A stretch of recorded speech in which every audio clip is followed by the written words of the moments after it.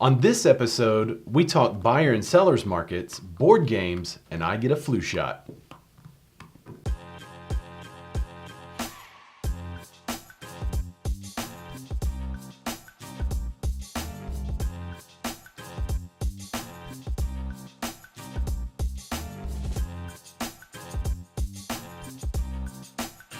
Hello everybody and welcome to episode 2 of the Real Q&A show. For a second there I forgot what our own show was called.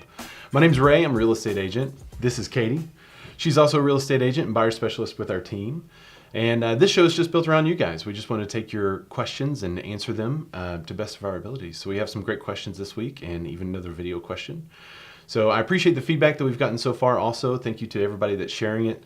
It's really cool to see, so I appreciate that. And without further delay, let's get into the show. All right, question number 1. Lender Carla Smith asks, Ray, would you say our current market is a buyer or seller's market? Good question. So one of the things we look at to determine if it's a buyer or seller's market, I guess I'll go macro and then I'll go micro. So macro, we look at overall supply and over the last 12 months, how many homes have sold every month. And then we look at the current market and see how many homes are on the market, and then that will tell us the months of supply we have. So right now in Little Rock we have about 5 months of supply. So historically, if you have 5 to 7 months of supply, you're in a balanced market. Micro, if you come down to the smaller level, that's really what it feels like too. The way this kind of plays out in the market itself is if a buyer is looking for a house and they find one that they love, they need to go ahead and put an offer on it because you have a lot of other buyers who are also looking for the ideal property. The houses that are priced right, that look right, that have been marketed well, they're getting a lot of activity, a lot of showings, and they're selling quickly. The homes that are maybe priced a little high are sitting a little longer, and to them it feels more like a buyer's market. The other place this shows up is in negotiations. In a seller's market, you could get multiple offers on a property with very little concessions, so they're not even paying buyer's closing cost, or they're making the buyer cover the survey, making the buyer cover the home warranty, and they're getting full price offers, if not more. That's what a seller's market looks like. A buyer's market is one that the buyer is getting a percentage off, like 3 to 6% off of the list price, and they're getting their closing costs, and they're getting the survey and home warranty or whatever else they want. So in a balanced market, you have a couple of those things going on. Generally, most people are paying around list price for desirable properties, and they're getting some concessions, so they may get some of their closing costs paid. The other thing that happens in a balanced market is that sellers if they're priced well to begin with, they're often able to increase their purchase price in order to cover some of those closing costs. So a buyer may ask for $6,000 of closing costs, and the seller may increase their price $3,000 and go ahead and cover all $6,000. So they've essentially compromised, but they're still getting a little over list. It looks like to the naked eye that that's a seller's market because they're selling over list, but in reality, if you look at the concessions, they're selling just under list. So that's kind of how it plays out in a balanced market. The closer you get to 4 and 5 months of supply, then the more favorable to the sellers. If you have a 3-month supply, then it's very favorable to sellers. Less than that, and it's a bidding war. And even less desirable properties are going quickly. On the other side of that, if you get to 7, 8, 9 months, it starts to favor buyers. When you get to 12 months, then that's kind of what we had a couple of years ago, where there were not a lot of buyers and there were not a lot of sellers, and people who were selling were bringing money to the table. And that's the kind of environment you get when you have over a 12-month supply. So I would say right now, we're balanced. We have an anonymous Facebook question that asks, I'm going through a divorce and my ex-husband has the house, but I'm on the mortgage. Can I get pre-approved for a new house for myself? Good question. So there's a couple of different factors there that are kind of running in my brain.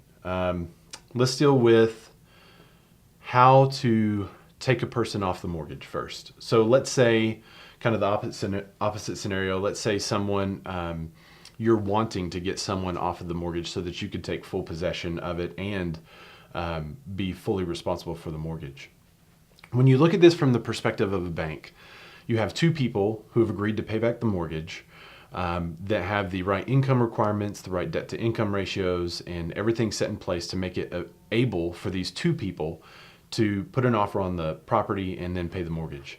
So now you have a situation in which those two people are separating, so you have one person left. If that person would not qualify for that mortgage alone, then you're going to have a hard time taking the other person off of the mortgage in the eyes of the bank. The second part of that equation is that some mortgages aren't assumable.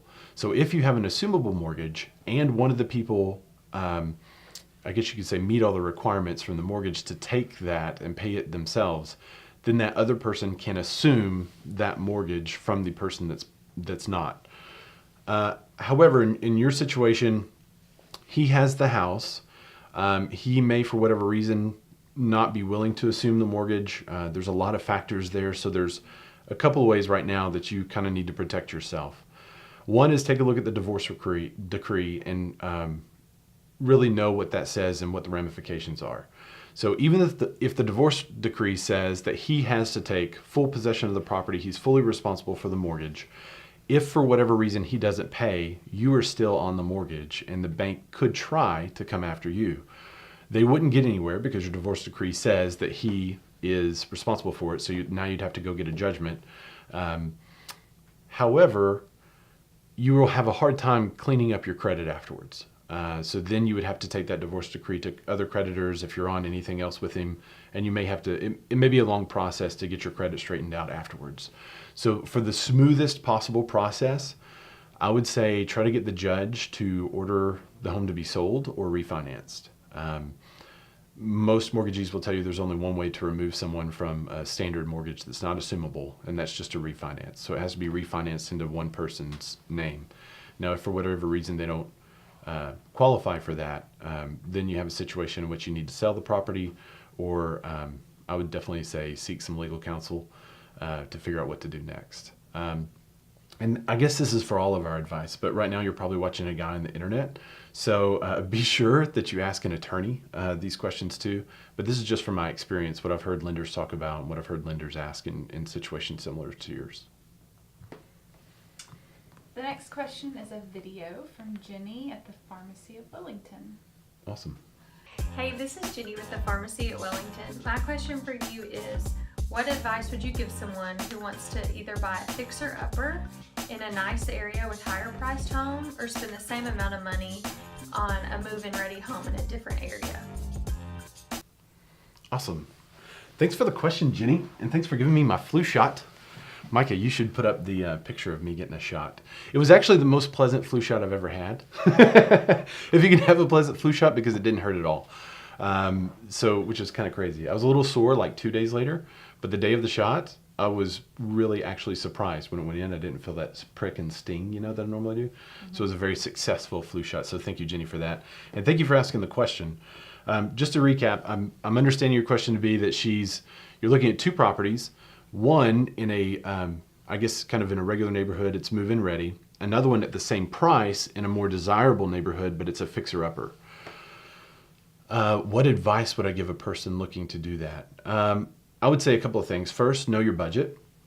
I would get your realtor to do a comparative market analysis of the property that you're planning on fixing up and a list of the things that you're planning on doing to see if you were to do those things to the fixer-upper, what would the value then be later? And to predict based on the average appreciation what the value will be as you go to sell. That's a lot of prediction, but at least it could get you close so that you know if you're making a good investment or not. What you don't want to do is buy what you think is a fixer-upper, pay a little too much for it, put too much work into it, and then be the nicest house in the neighborhood. So that's definitely what you want to avoid. You should also probably add, I would say about 20%, maybe 10% if you're a really good estimator to your remodel budget. There are things that'll come up. There are different design decisions that you'll make halfway through the process, and it is usually costing a little more than you anticipate. So in your budget to remodel, get contractors there. The more you do yourself, the more advantageous, the better your investment's going to be. Back on the other house, if it's move-in ready and it matches everything you want in the house and you like the house and you like the area, that's definitely hassle-free. So there's a lot to be said for purchasing a property if you're not willing to put in the work, be displaced, be living in different parts of the house while one part of the house is under construction.